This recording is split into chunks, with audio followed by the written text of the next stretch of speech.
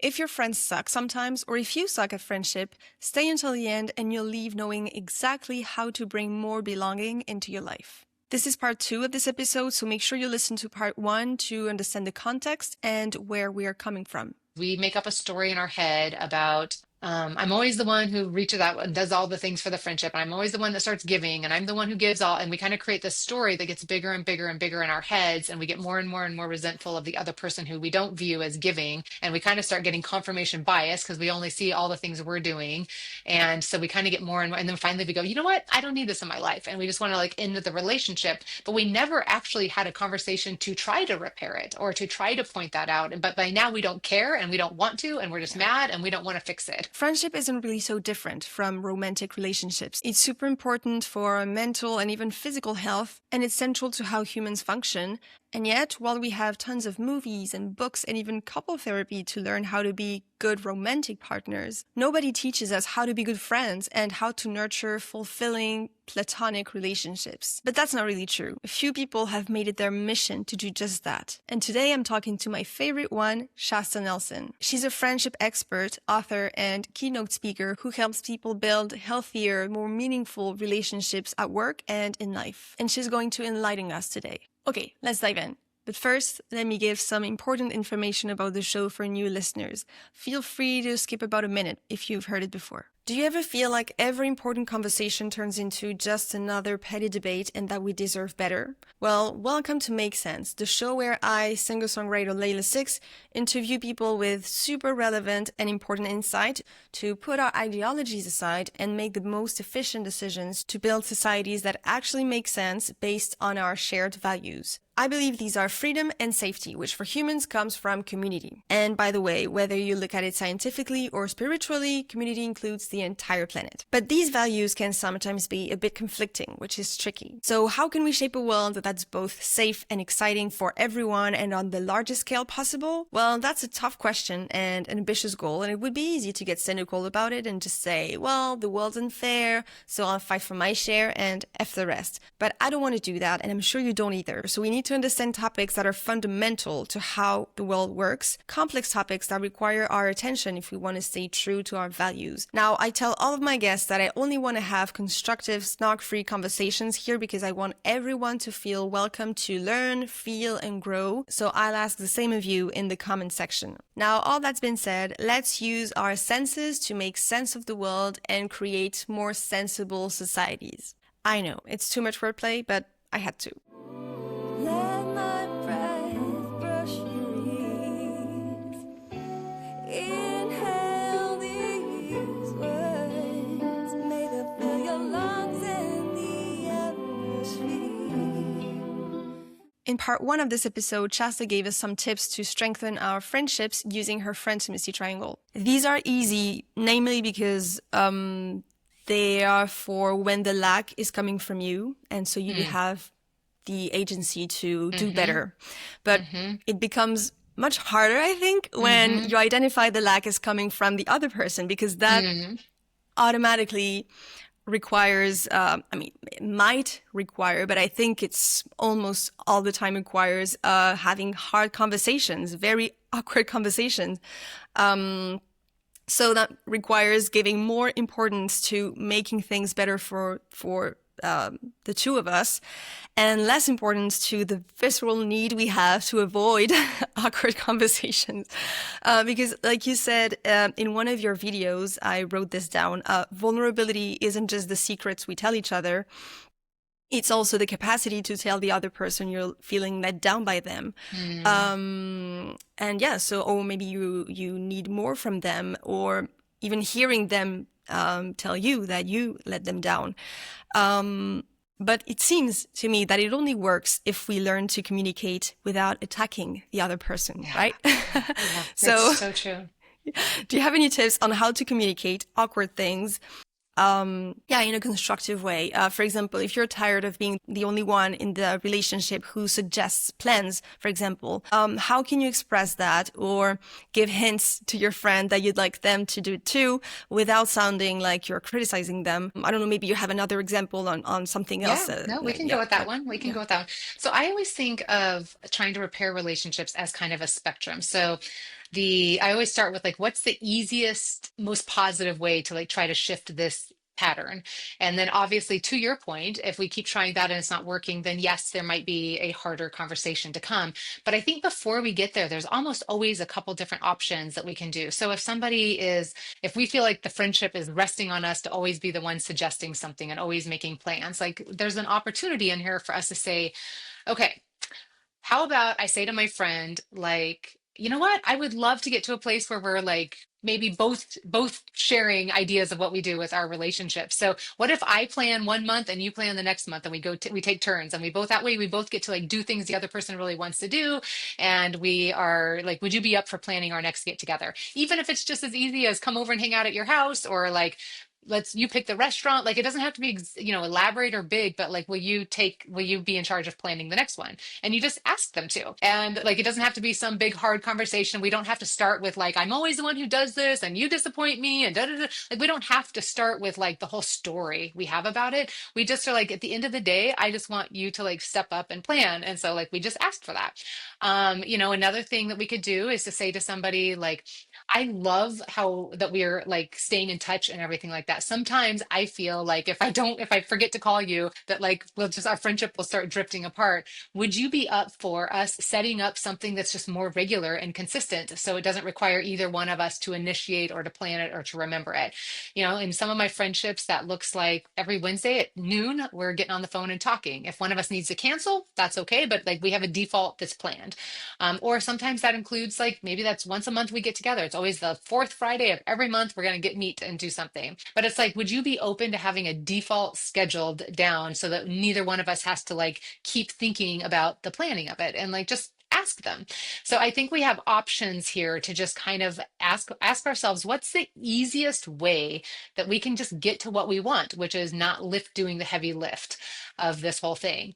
And have that conversation. So it's a different conversation than like, you disappoint me and you're not a good friend. And now we're just simply asking them to do the thing that we need them to do. And now based on their response, we have more information. Yeah. Does there come a time where you might need to have a harder conversation? Absolutely. And those are, to be able to be more honest. And that's where vulnerability comes into play, where you say, I have loved our friendship and I want to always be friends with you. I sometimes find myself feeling like I'm the one who's always reaching out or planning the get together. And I know you are busy, and I know you don't mean to like, I know you're not trying to ignore me. So assume positive intent. You're noticing like language in there that's non-defensive.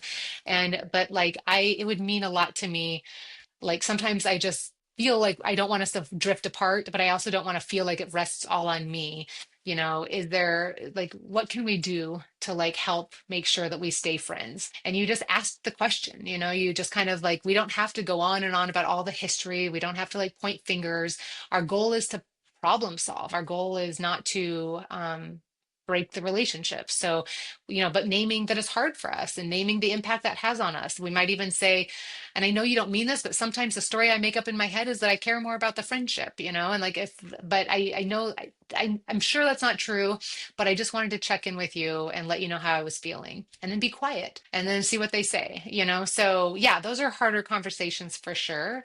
But, here's the thing I would say. When we're dating, when we're in romantic relationships, we know that there's a powerful moment that happens when you first start dating. It's they're sharing something about themselves, we're sharing something about ourselves, and we spend all the time talking about them and us and them and us and them and us. And at some point, we know when the relationship has shifted, when we're talking about us. And now we're talking about like us as a relationship. And in a dating romantic relationship, there comes a time where we start saying like, what are you referring to us as? And how are you describing us to your friends? And how is this relationship different than other relationships? And what do you hope for this relationship? And we start having conversations about the relationship.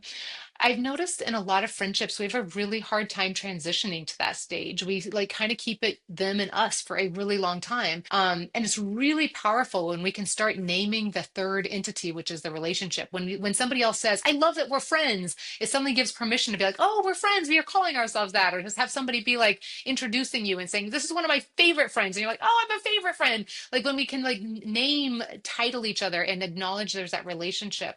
And I think it's really strengthening to the relationship to become more comfortable talking about the relationship. At some point in our romantic relationships, we're willing to say, I feel like I'm always the one who's doing this. Like I need you to step up. I need help in this area. We get to that place with our romantic relationships, and it's okay. Like that should be our goal with our friendships too. It makes a lot of sense to just like to look at the friendship also as a team. We Yes. see a couple as a team where partners have to be there for each other, and then we have to make the team work. And it makes total sense to look at it the same way when it comes to friendships. Yeah, when you say it that way, it helps remind me then we're sitting down and not talking about them. We're not pointing the finger at them. It's not us, we're not the problem, you're the problem.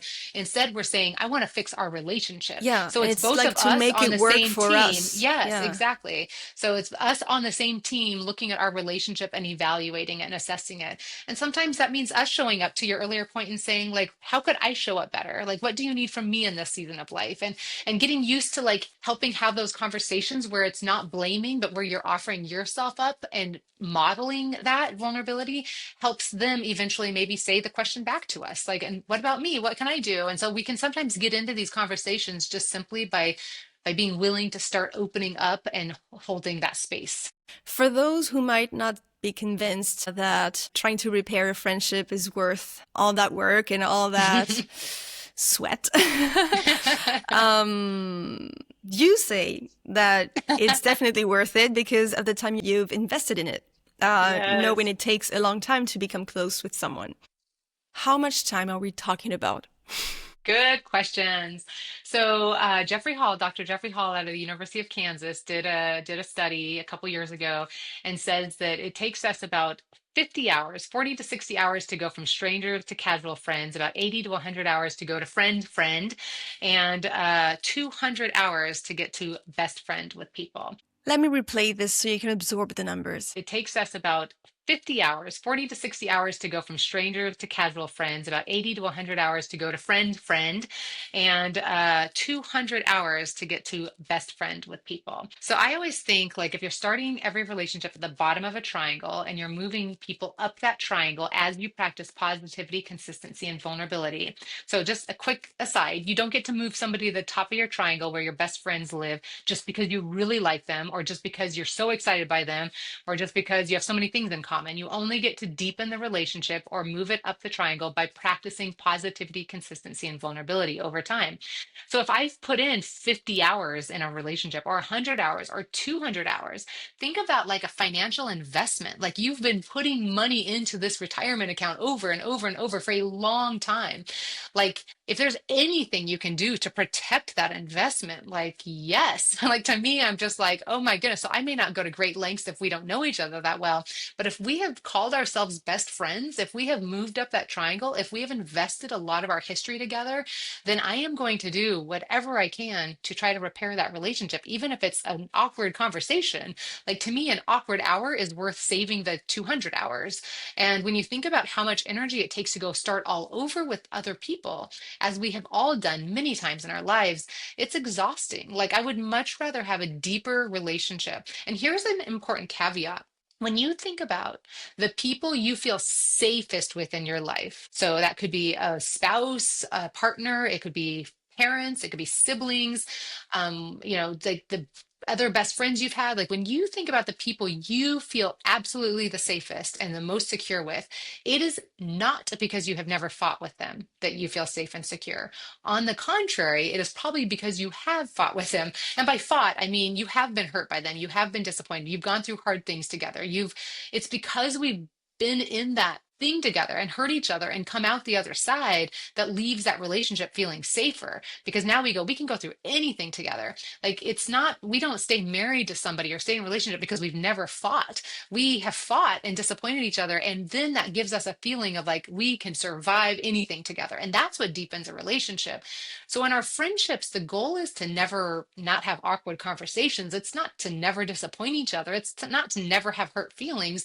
It's to actually, yes, acknowledge that those are going to happen and talk about it and give ourselves a confidence boost that we can go through that stuff and survive it. That's what ends up making a relationship feel really, really deep. So to me, it's absolutely 100% worth trying to repair any relationship that I've done a lot of investment in. That's not to say every relationship lasts forever, but I don't walk away easily. And yes, obviously, sometimes the right move is to end the friendship, which brings me to ghosting. Now, this is a personal comment, but if we're talking about an important, a close friendship, as someone who's been ghosted by friends before, I urge you to honor the friendship you want to end and practice vulnerability one last time by letting your friend know that you prefer to move away from the relationship. It's gonna be awkward, it's gonna hurt your friend, but I know that to me, it's better to feel that kind of pain, one that you can explain and understand, than hurting because of silence and wondering what happened or is happening. Actually, thanks to Shasta's podcast, in the episode where she interviewed women who had ghosted friends, I learned that for some people, ghosting isn't a lack of consideration, but a way of protecting their ex-friends' feelings. It was interesting to hear this perspective, but I completely disagree on the method because, like I said, I always prefer a pain that makes sense over one that seems senseless. And I don't think it's a personal preference. I think it's a human brain preference. So yeah, honor the friendship one last time, please. And if I'm so adamant about this, it's because, like I said, I've been ghosted by friends before and it sucks. So much so, actually, that I wrote a song about it. It's called You Win, and here's a snippet. As always, you can listen to the entire song at the end of the episode or on any music platform.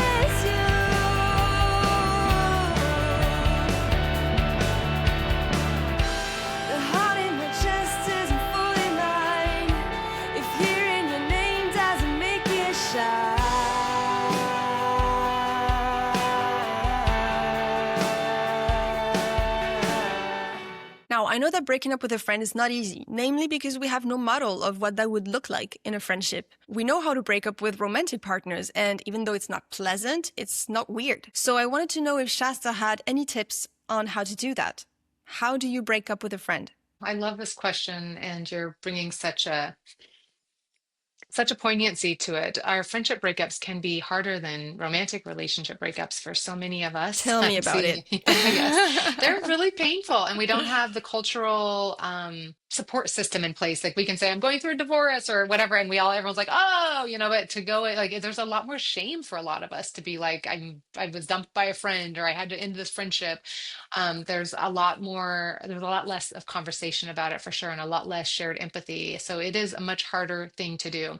I love, love, love that you're naming not wanting to ghost people. I've been on the backside of talking to thousands and thousands of people about their friendships over the years, and that is one of the most painful experiences for people is not knowing why the relationship ended. Told you. That part is hard. And they missed out on the opportunity to have an exit interview. They missed out on the opportunity to actually learn what was it that they might be doing in every friendship that they are not aware of, that somebody could be pointing out to them, so they missed out on the opportunity for growth.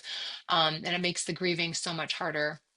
Um, yeah, with that said, every relationship is slightly different. I do feel like there's a lot of relationships I kind of call the drift. Like if I move to a new area, I'm just not going to be able to stay in touch with every single friend I had, and I'm not going to go necessarily have breakup conversations with them. But there are relationships that I would call there's a rift, and we are like, we have to change the pattern, and we need to have that breakup. And the kindest thing we can do ultimately is to try to honor that relationship and thank them for what was good, and try to just share in whatever way we can, like what just is not working for us anymore. And that's really hard to do. And there's so many different. I think part of your question that's hard is like, are we the one breaking up? Do we still have to see this person in different settings and contexts? Do they know why I was frustrated in the first place, or is it going to totally blindside them? So it's hard to give like a little script for that. But basically, I mean, this is one of the reasons why I say speak up earlier, name your disappointment earlier, because so often what I see happen is we make up a story in our head about I'm always the one who reaches out and does all the things for the friendship. And I'm always the one that starts giving, and I'm the one who gives all. And we kind of create this story that gets bigger and bigger and bigger in our heads. And we get more and more and more resentful of the other person who we don't view as giving. And we kind of start getting confirmation bias because we only see all the things we're doing. And so we kind of get more and more. And then finally we go, you know what? I don't need this in my life. And we just want to like end the relationship. But we never actually had a conversation to try to repair it or to try to point that out. But by now we don't care and we don't want to. And we're just mad and we don't want to fix it. And so we've like lost an opportunity earlier to help kind of, so now they're breaking up and they don't have any idea, and it's probably hard and awkward at that time to name all those things. But yeah, I don't know, that was not a very clean answer. No, but I mean, the answer is basically name your frustration before it comes to that. So it is an answer. Well, even if we go back to to romantic relationships as an analogy, like most romantic relationships, by the time we're breaking up, we know what we've been frustrated by. You know, most romantic relationships, we will be like, I need this, like this isn't working for me. You keep doing this, like this is what, like, okay, let's try again, we say. And like most romantic relationships, we have like a understanding that we're gonna like have to negotiate, and we're gonna have things that one person just is trying to wrap their head around whether they can put up with it. And we kind of like keep having those conversations, and by the time we break up it's usually like we know what the issue was, you know, but in our friendships we haven't done that well. So yeah, I mean, I think it's like starting to think through that breakup earlier when you're like, here's the interesting thing about avoiding an awkward conversation is if you're going to risk breaking up with them and losing the relationship anyway, like why not have the awkward conversation? And like you either, if you're going to lose it, you haven't lost anything because you were going to walk away anyway. But if you have that conversation, now there's an actual chance where you can go through greater intimacy, greater knowing, greater solidarity, and actually deepen the friendship.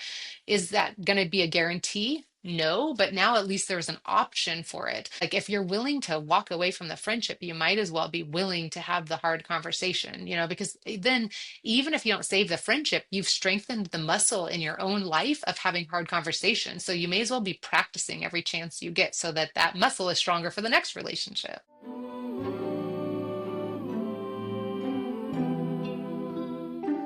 The next relationship. So the life cycle of friendship continues. And since friendship is so central to how humans work, it's a good thing. So let's sum up everything we learned from Shasta. Number 1, human connection is the first predictor of health and well-being, even physical health and longevity. So don't let your fear of feeling awkward or insecure keep you from fulfilling this need. Number 2, positivity, consistency, and vulnerability are at the core of any good relationship. You can use Shasta's friend-intimacy triangle to assess current and future friendships to see where you might want to make an effort yourself or gently nudge your friend to make an effort. Remember, assuming good intent and starting off by saying how much you care about your friend will soften the blow of any awkward conversation, at least partly. Number 3, don't skip number 2. Trying to repair a friendship is really worth the trouble because of how many hours, how much time you already invested in it. Do you really want to start all over again with someone you just met? I mean, you can always do that. That's great. But it will take tens and tens of hours to replace your existing friend. Do you really have that kind of time and energy? Be honest. But I know that's hard, so if you need any help identifying the issues in your friendships or tips to communicate these things, go to Shasta's YouTube channel.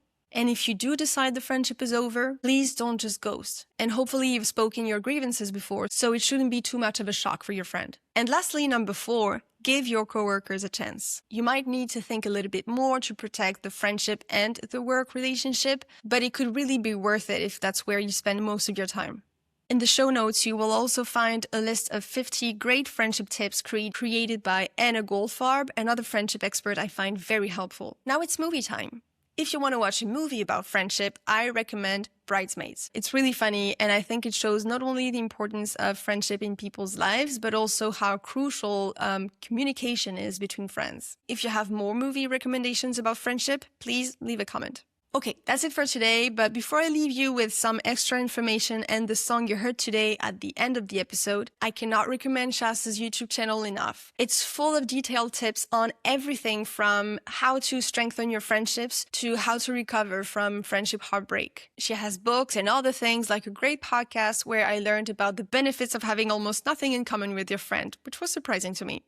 I hope you got some valuable insights from this episode, and if you want to learn more from my guests, you'll find everything you need in the show notes. I, for one, thank you for your attention. I know you could have been watching or listening to a billion other things, and I'm glad you picked this one. Now, 3 things before I leave you. Number 1, if you liked the music you heard today, you should look me up on the music platform you use. There will also be a link in the show notes to help you find me on there. Number 2, if you want to help me make the internet a place for more constructive and nuanced conversations, you can subscribe, like the episode, share it, and leave a comment or review depending on where you're listening to this. And number 3, you can also subscribe to my free Patreon, to my free newsletter Night Sky, and follow me on Instagram or TikTok to understand a bit better the messages behind my songs. Again, everything will be in the show notes. All right, thank you, and take care, and keep trying to make sense.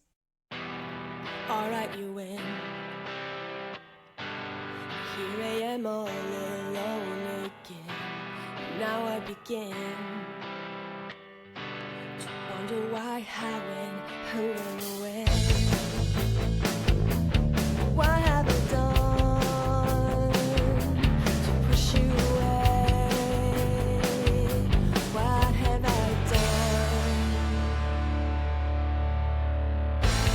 I'm waiting for your call, but you never call, and I will die before you do. I'll sit here by the phone, pathetic and dumb, longing for you. Oh, wait, I see. Perhaps it wasn't something I did. It's worse, maybe. You're bored of my personality. How can I change to make you stay? How can I change? I'm waiting for your call, but you never call, and I will die before you do. I'll sit here by the phone, pathetic and dumb, longing for you. 'Cause I miss you. 'Cause I miss you.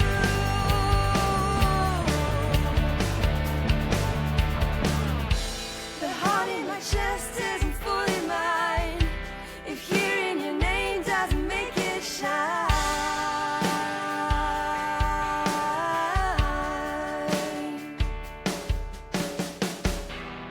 I said you win. It's not like I could put up a fight. It's okay, you've been heartbroken before. I'll be alright. There's no right